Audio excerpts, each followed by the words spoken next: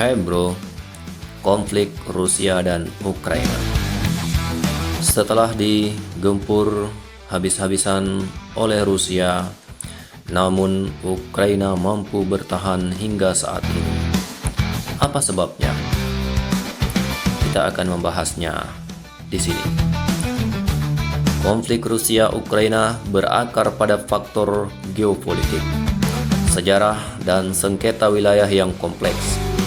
Rusia memandang perluasan NATO ke negara-negara kelas bekas Uni Soviet, termasuk wacana Ukraina untuk bergabung, sebagai ancaman langsung terhadap keamanan nasionalnya.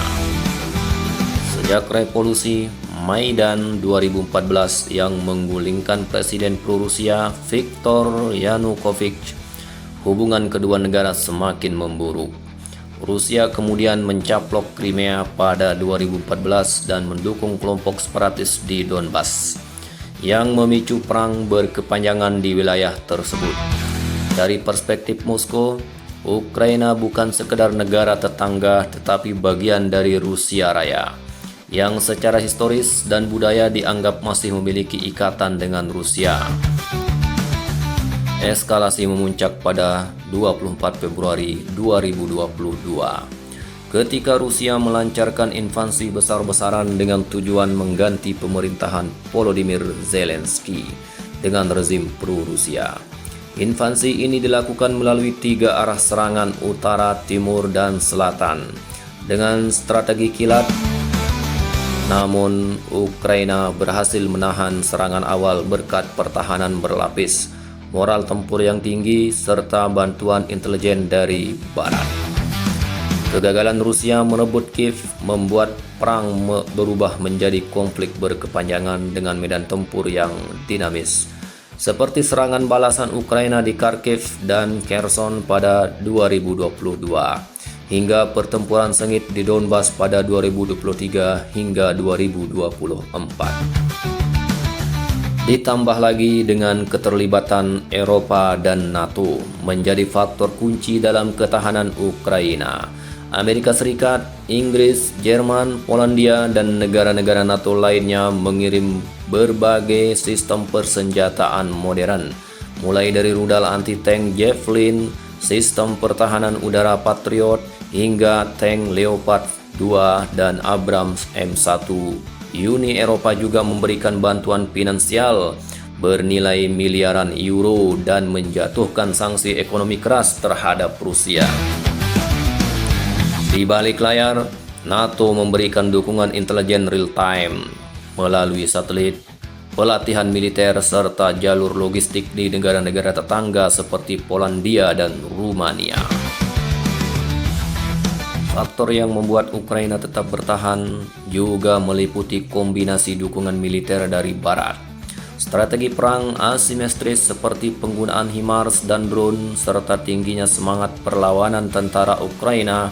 Kepemimpinan Zelensky yang berhasil menggalang dukungan dari negara-negara anggota NATO yang ada di Barat, juga termasuk dari Amerika Serikat, juga menjadi elemen penting. Di sisi lain, Rusia menghadapi masalah logistik, kerugian besar di medan tempur, serta tekanan ekonomi akibat sanksi dari Barat dan Amerika.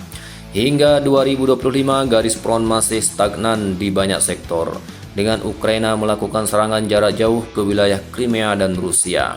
Sementara Rusia terus menggempur infrastruktur energi Ukraina dengan rudal dan truk. Kedepan, prospek perdamaian masih jauh karena kedua belah pihak belum menunjukkan kesediaan kompromi. NATO tetap menegaskan dukungan kepada Ukraina meskipun tanpa keterlibatan pasukan langsung, sementara Rusia diperkirakan akan mencoba ofensif besar untuk memperkuat posisi tawarnya. Perang ini berpotensi berlarut dengan risiko eskalasi yang melibatkan kawasan Eropa Timur secara lebih luas. Bagaimana kemungkinan kelanjutan konflik ini ke depannya? Konflik Rusia-Ukraina pada 2025 diperkirakan tidak akan segera berakhir. Sejak invasi penuh Rusia pada tahun 2022, garis pertempuran di banyak sektor telah menjadi statis dengan kedua belah pihak sama-sama melakukan serangan terbatas dan perang jarak jauh menggunakan drone serta rudal presisi. Ukraina mengandalkan dukungan senjata modern dari Barat, sementara Rusia mengandalkan kekuatan industri militer domestik dan aliansi strategis baru, termasuk Korea Utara dan Iran. Keterlibatan Korea Utara menambah dimensi baru pada konflik ini. Karena Pyongyang dikabarkan tidak hanya memasok senjata dan amunisi artileri, tetapi juga kemungkinan mengirim personel militer atau penasehat untuk membantu Rusia di garis depan. Hal ini menjadi sinyal bahwa Rusia berusaha mencari dukungan militer alternatif di luar NATO dan Barat untuk mempertahankan intensitas serangan. Jika keterlibatan militer Korea Utara semakin jelas, dinamika perang dapat berubah. Rusia yang sebelumnya menghadapi kekurangan peluru artileri dan rudal akan lebih mudah melanjutkan serangan besar-besaran berkat suplai amunisi dari Pyongyang. Selain itu, potensi pengiriman tentara atau unit pasukan khusus Korea Utara ke garis depan, meskipun dalam jumlah terbatas, dapat meningkatkan kemampuan tempur Rusia di sektor krisis seperti Donbas dan Zaporizhia. Namun langkah ini berisiko memicu respon lebih agresif dari Barat, karena keterlibatan negara seperti Korea Utara dapat dianggap memperluas dimensi geopolitik perang.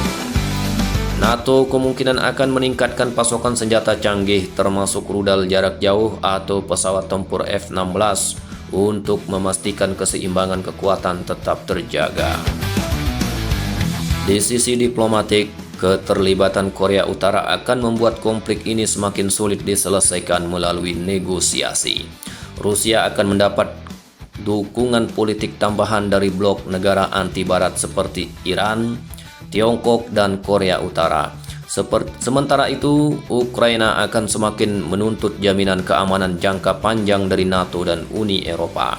Potensi eskalasi regional juga meningkat karena kehadiran militer Korea Utara di medan perang Eropa akan menjadi presiden baru dalam hubungan internasional yang belum pernah terjadi sebelumnya sejak Perang Korea. Ke depan, skenario yang paling mungkin adalah perang berkepanjangan dengan tingkat intensitas fluktuatif. Rusia mungkin berupaya melancarkan serangan besar menggunakan pasokan senjata baru dari Korea Utara. Sementara Ukraina akan terus bertahan dengan bantuan senjata Barat.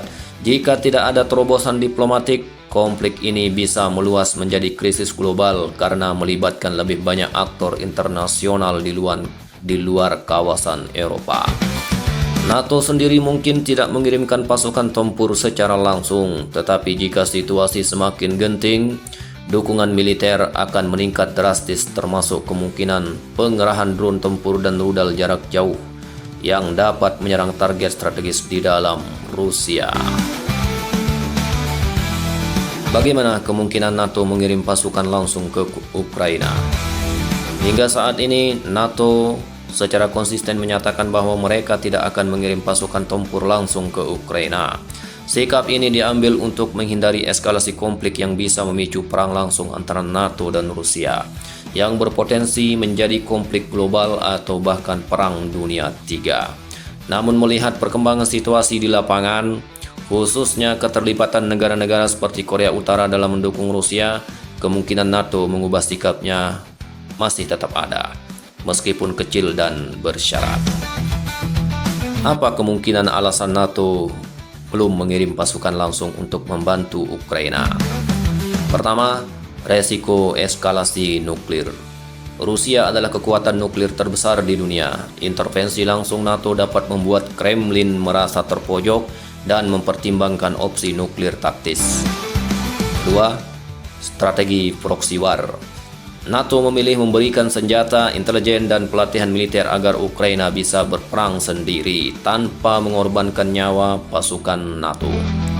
Selanjutnya, pertimbangan politik dalam negeri dari negara-negara NATO sendiri. Banyak negara-negara anggota NATO, terutama di Eropa Barat, enggan melibatkan militernya karena takut menanggung kerugian besar dan krisis politik domestik. Apa hal-hal yang memungkinkan bisa memicu intervensi NATO? Kemungkinan adalah Rusia melancarkan serangan ke negara NATO. Jika rudal atau drone Rusia secara tidak sengaja atau sengaja menghantam wilayah Polandia, Rumania, atau negara anggota NATO lainnya, pasal 5 NATO atau Collective Defense dapat diaktifkan. Selanjutnya, kemungkinan karena kejatuhan Kiev atau kemenangan telak. Jika Rusia hampir menguasai seluruh Ukraina dan mengancam perbatasan NATO, beberapa negara mungkin menilai keterlibatan langsung perlu dilakukan untuk menjaga keseimbangan keamanan Eropa. Selanjutnya, jika terjadi eskalasi internasional, yaitu Korea Utara dan Iran dan lain-lain. Jika keterlibatan negara-negara anti-barat semakin meningkat, NATO bisa merasa perlu menempatkan pasukan di Ukraina, setidaknya sebagai peacekeeping force atau pasukan pertahanan. Selanjutnya, jika terjadi bencana kemanusiaan besar-besaran, serangan besar yang menimbulkan korban sipil dan jumlah ekstrim bisa memicu tekanan internasional agar NATO terjun langsung. Kemungkinan bentuk keterlibatan yang mungkin dilakukan oleh negara-negara NATO. Pertama, zona larangan terbang, pasukan pelatihan dan logistik. NATO mungkin akan menempatkan pasukan non-tempur untuk melatih atau membantu logistik secara langsung di wilayah barat Ukraina. Pasukan ekspedisi terbatas. Dalam skenario terburuk, NATO dapat mengirim pasukan ke garis belakang untuk melindungi jalur logistik atau infrastruktur penting. Kemungkinan NATO mengirimkan pasukan langsung saat ini masih rendah, sekitar 15-20%, karena resiko eskalasi yang sangat tinggi. Namun situasi ini dapat berubah drastis jika Rusia menggunakan senjata nuklir taktis di Ukraina. Rusia mendapatkan dukungan militer besar-besaran dari negara-negara seperti Korea Utara dan Iran, sehingga Ukraina berada di ambang kekalahan. Serangan lintas batas yang melibatkan wilayah negara anggota NATO. Jika salah satu dari skenario tersebut terjadi, NATO mungkin akan mempertimbangkan intervensi terbatas untuk mengamankan kawasan, terutama di perbatasan Polandia dan Baltik. Namun intervensi penuh perang langsung antara NATO dan Rusia hanya akan dipilih jika semua opsi diplomatik dan dukungan tidak langsung sudah gagal. Ada 3 skenario besar yang kemungkinan bisa terjadi dalam perang Rusia-Ukraina ke depannya. Antara pertama, damai. Kedua, skenario eskalasi penuh, yaitu Rusia langsung berhadapan dengan NATO. Yang ketiga yaitu skenario perang jangka panjang seperti yang berjalan saat ini. Bagaimana analisa dari 3 kemungkinan skenario ini? Akan kita bahas di sesi yang selanjutnya. Bagaimana kira-kira? Ada yang ingin disampaikan? Silahkan langsung di kolom komentar. Sampai jumpa lagi.